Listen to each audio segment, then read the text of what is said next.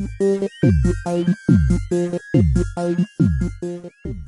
again, Kristen, thank you so much for being here with me today. I'm excited to learn a little bit more about your experience in the Datathon. So I'll go ahead and get started with, do you mind just introducing yourself and telling us a little bit about your background in data?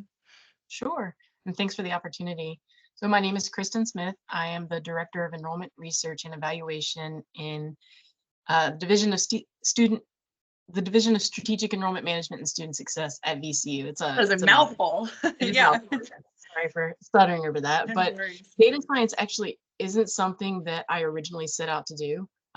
It's slowly, so I've been at VCU for 16 or 17 years. Oh, wow. It's slowly crept into my job responsibilities over Mhm. time.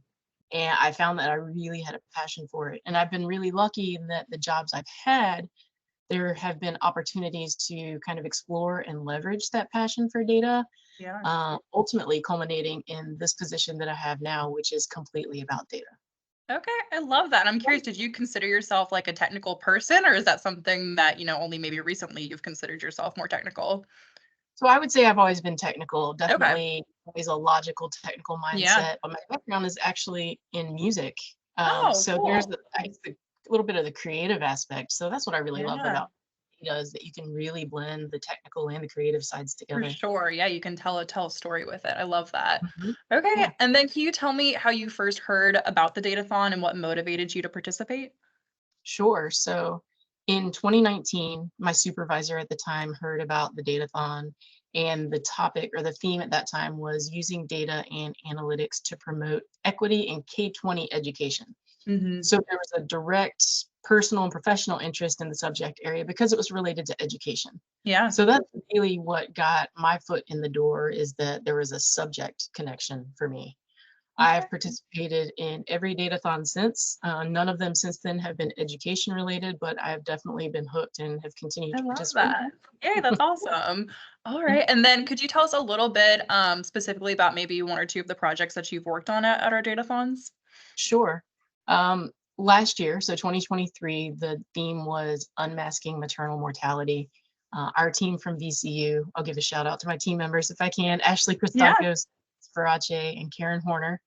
So we really focused on highlighting Virginia's ranking in maternal vulnerability, Mhm. which includes access to quality prenatal health care and services.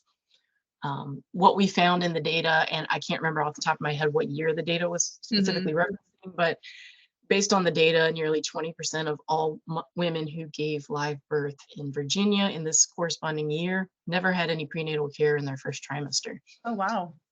So data itself was somewhat limited, Mhm. because as a part of this experience, for those that don't know, you really are limited to using publicly available data and data in the data portal. Mhm. But our solution, so we came up with a solution, was to deploy mobile healthcare units to areas of the state, especially affected or especially indicative of mothers not receiving that prenatal care, Mhm.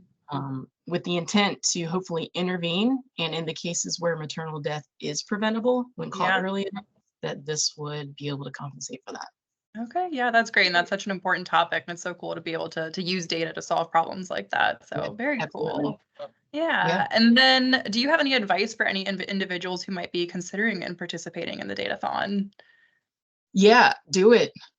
It will be stressful. It will be fun. Most of all, you're going to learn. Mhm. It really is a perfect opportunity for exposure in so many realms, and it's free. So really, the only thing stopping you from doing it is just asking you if you can have some time off work if you are working during that time. Yeah, yeah, Um, you exactly. really real world problem solving, solution development, critical thinking is valuable because with the relevant data and research, there is no wrong answer. And I think it's hard to remember that sometimes, that it's not about right or wrong. It's Mhm. about developing an answer and supporting it. Yep, Um, exactly. It's like the data is what it is. It's a matter of being able to speak to it exactly. So, exactly. Yeah. And yeah. the networking, the team building. I'm an introvert, so really getting out and being able to interact with others Yes. is exposure and growth for me. But one thing I really wanted to highlight was that it's such a crunched time frame that it's really good opportunity to leverage your strengths. Mhm.